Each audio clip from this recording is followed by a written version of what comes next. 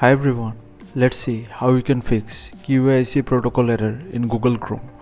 To get started, simply open your Chrome browser, then type chrome://flags and hit enter.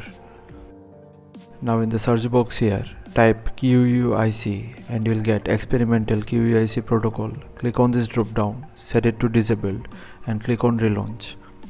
And this should fix the issue. In the next method, click on these three dots, then go to extensions, click on manage extensions. Now temporarily disable the extensions and see if you get the error or not. The third method, open Chrome, click on Ctrl+H, then click on delete browsing data, select all time and delete the browsing data from your device.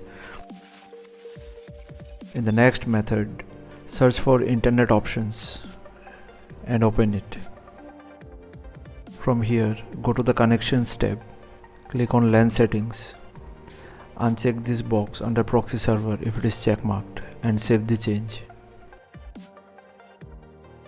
Additionally, you can turn off your Windows security, third-party antivirus or VPN temporarily and see if you get the error or not. So thanks for watching. Please feel free to subscribe if this helped and stay tuned for more Windows tips, tricks and tutorials. Thank you.